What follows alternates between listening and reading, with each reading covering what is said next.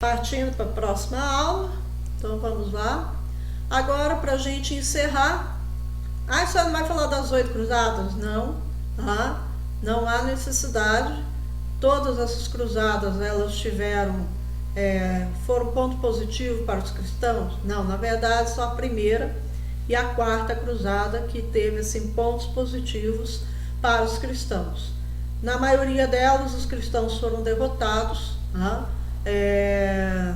Fracassaram miseravelmente em relação a essas guerras. Foram guerras travadas de forma cruel de ambos os lados. Ambos os lados praticavam crueldade, né, com seus adversários, e também faziam todo tipo de coisa que seria considerado hoje uma selvageria, tá? Por exemplo, no cerco de uma cidade, quando fosse um muçulmano cercando, a ação era a mesma, fosse o cristão, a mesma coisa, agia da mesma forma. Eles geralmente cercavam uma cidade que eles se aproximavam, como por exemplo de Edessa, e lançavam, né, corpos que ficavam no campo de batalha lá, jogado, e entravam em estado de putrefação, 2, 3 dias já está entrando em estado de putrefação. Corpos de animais eles pegavam e lançavam, eles tinham catapultas, tá, gente? Eles lançavam esses corpos, né, para dentro das cidades, com o objetivo de, vamos dizer assim, uma guerra química, né, uma guerra biológica, aliás, de espalhar doenças, né, de provocar uma peste, uma epidemia dentro da cidade com esses corpos infestados de bactérias. Tá? Também envenenavam a água, para fazer com que a população passasse sede, né, e se enfraquecesse, além de não permitir que nenhum alimento entrasse dentro das cidades. Mas às vezes o próprio exército, né, como o exército dos cristãos, muitos chegavam a morrer de fome, porque quando eles chegaram ali em Jerusalém, antes de chegar em Jerusalém, eles encontraram um ambiente totalmente diferente da Europa, encontraram um ambiente de deserto. Não estavam preparados, não carregavam água, muitos morreram de sede e de fome na travessia do deserto. Tá? Então isso era comum entre eles, mataram animais do próprio grupo, né, para poder se alimentar. E há inclusive suspeita de que eles chegaram a praticar canibalismo, tá? Por causa do nível de fome que eles vivenciaram. Agora, quais as consequências dessas cruzadas para o Ocidente, para a Europa? Tá? Ocorreu o crescimento do comércio, como eu já falei para vocês.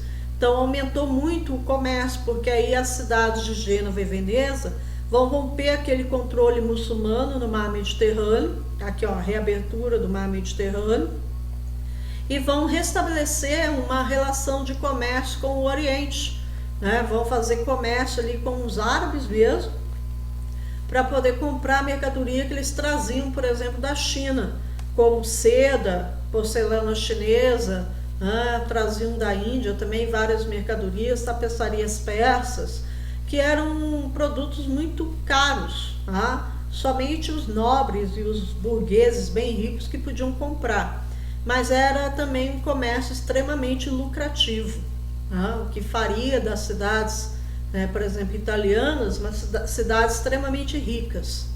Fortalecimento do poder real. É nesse período, né, que o rei ganha destaque, surge uma nova camada social, né, a partir do século XII, em decorrência desse movimento das cruzadas e o fortalecimento do comércio, surge uma nova camada social que é a burguesia. Né?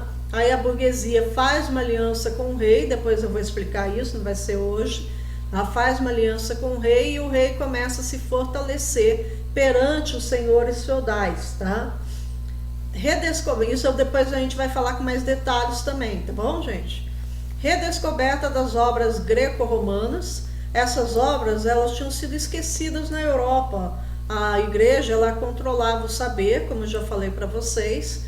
A igreja que mantinha essas obras escondidas, né, nas bibliotecas dos mosteiros.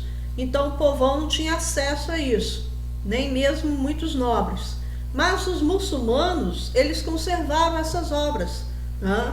E aí quando houve a guerra, houve o conflito, houve um momento de paz entre eles e houve a troca de conhecimento. Os muçulmanos eram muito mais avançados cientificamente do que os europeus cristãos, tá? Os muçulmanos tinham uma medicina mais avançada, conhecimento matemático, astronômico, e eles conservaram as obras greco-romanas. Eles estudavam os filósofos gregos, né? E aí eles passaram esse conhecimento em partes, não totalmente, mas em partes, para muitos cristãos europeus. Então houve aí uma redescoberta dessas obras e em decorrência, né, desse avanço do conhecimento muçulmano, houve uma ampliação da influência cultural islâmica, né? Os cristãos, muitos que tinham contato amigáveis, né, e pacíficos com os muçulmanos, passaram a ter essa troca cultural com eles, passaram a aprender um pouco mais sobre medicina, sobre higiene pessoal, sobre matemática, sobre astronomia, até mesmo navegação, né? Então os muçulmanos influenciaram muito, principalmente dentro da Península Ibérica. Ok, gente? E a reconquista da Península Ibérica? No século VIII, os muçulmanos invadiram a Península Ibérica, que é hoje Portugal e Espanha, que era formado por vários reinos cristãos. E eles dominaram e fundaram ali, né, o Califado de Córdoba. Né? Califado era uma espécie de reino, tá, gente? Onde quem governava era o califa. Aí os muçulmanos, os cristãos, né, ficaram ali submissos aos muçulmanos, pacificamente, né, controlados, até o século XI. Mas a partir do século XI, com todo aquele advento das cruzadas, a luta lá no Oriente Médio, acabou eclodindo também um movimento de luta entre cristãos e muçulmanos ali na Península Ibérica.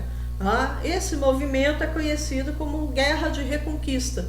É o momento em que os cristãos vão começar a lutar para retomar o território das mãos dos muçulmanos. Essa guerra de reconquista, ela vai até o ano de começa o século XI e vai até o ano de 1492, com a tomada de Granada na Espanha. A tomada de Granada foi o momento que os cristãos derrotaram o último refúgio dos muçulmanos dentro do território espanhol. E dessa guerra de reconquista surgiu o reino de Portugal e o reino da Espanha. Isso depois a gente fala com maiores detalhes para vocês. Aqui, olha, é o movimento de expansão dos muçulmanos, né, pelo mundo. Essa área laranja mais forte é a área que eles dominaram, os muçulmanos, contando aqui o mar Mediterrâneo. Isso vai se alterar depois que se inicia as cruzadas. Né? E aqui é a guerra de reconquista. Ó.